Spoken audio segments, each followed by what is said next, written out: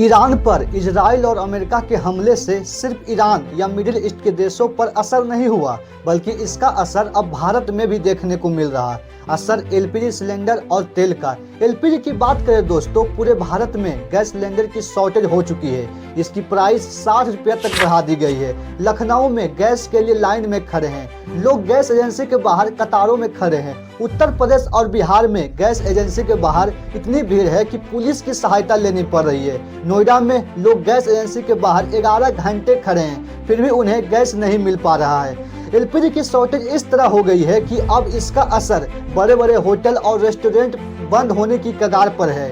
केरल में एलपीजी की कमी के कारण 40% रेस्टोरेंट बंद हो गए हैं। मुंबई जैसे बड़े शहरों में रेस्टोरेंट और बड़े बड़े होटल 20% तक बंद हो चुके हैं। अगर ऐसी स्थिति अगले 2 दिन तक बनी रहती है तो 50% होटल बंद करने के लिए मजबूर होना पड़ सकता है। कुछ होटल तो अपनी सेवाएं सीमित करने या मेन्यू में व्यंजनों की संख्या को भारी कटौती करने के लिए मजबूर हैं। बेंगलुरु में भी कमर्शियल एलपीजी आपूर्ति न होने की वजह से होटल शट डाउन हो चुके हैं। पटना में भी स्टूडेंट्स को गैस नहीं मिल पा रही है, अगर मिल भी रही है तो दुगने प्राइस में मिल रही है।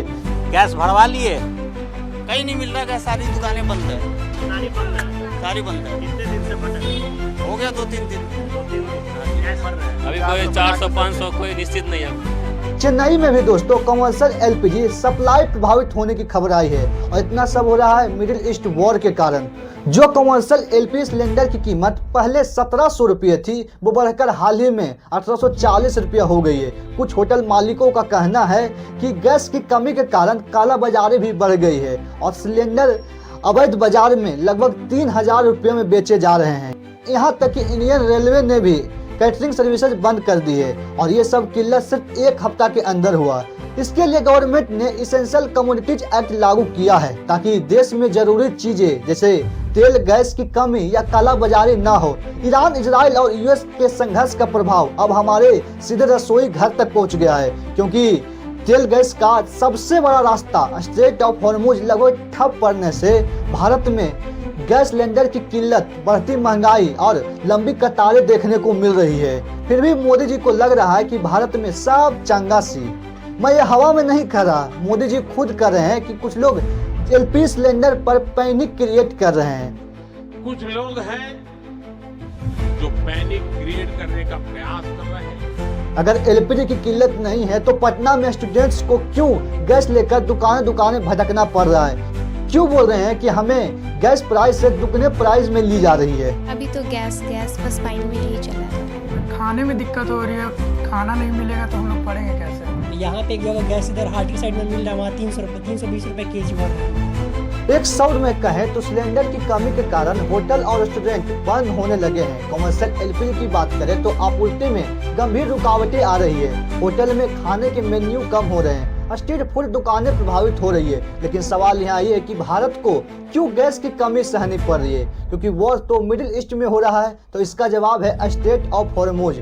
आइए दोस्तों इसे विस्तार से समझते हैं। 28 फरवरी 2026 को ईरान पर अमेरिका ने इजराइल के साथ मिलकर अटैक किया था। अमेरिका ने इस ऑपरेशन का ऑपरेशन एपिक फॉरी नाम रखा।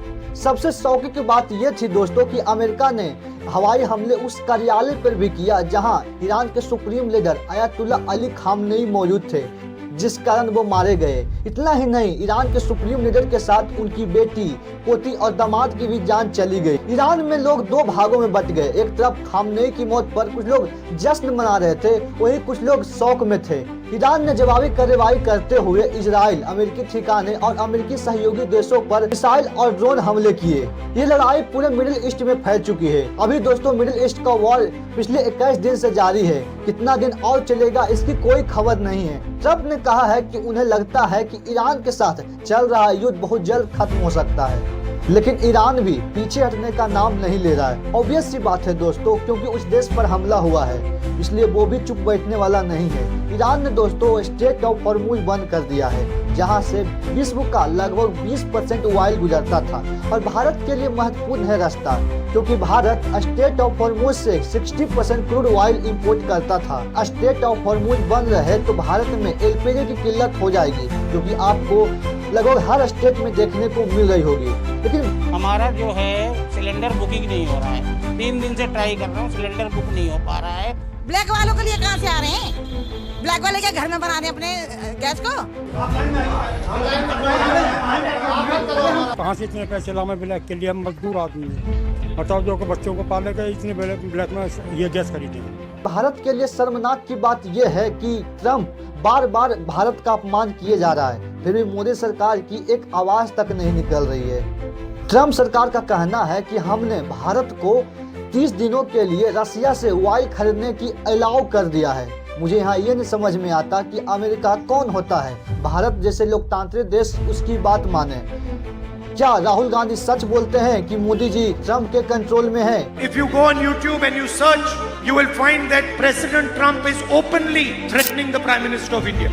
I don't want to destroy his political career. He openly says that he can destroy the career of Mr. Modi. So, Mr. Modi is controlled by President Trump. दरअसल दोस्तों, America ने 25% का tariff इस कारण लगा दिया था क्योंकि भारत रसिया से तेल खरीदता था, और शर्त 18% का इसी कारण आया कि भारत अब अमेरिका से तेल खरीदेगा। लेकिन आज अमेरिका भी अपना हाथ उठा लिया है, क्योंकि जिस रास्ते से ऑयल गुजरता था स्ट्रेट ऑफ हॉर्मुज पर ईरान कब्जा जमाए बैठा है और कहा है कि इजराइल और अमेरिका का शिप दिखा तो आग लगा दी जाएगी। यहाँ मुझे विदेश मंत्री एस जयशंकर से सवाल पूछना है, कहाँ है आपकी फॉरेन पॉलिसी? जहाँ एक इंग्लिश बोलने पर आंखों से लेजर लाइट गुजरने लगती थी, यहाँ आगे आकर ट्रम्प को क्यों नहीं जवाब दे पा रहे हैं? वैसे दोस्तों, ये वॉर अभी खत्म नहीं हुआ है। खैर, आपको ये वीडियो कैसी लगी कमेंट में बताइए। धन्यवाद।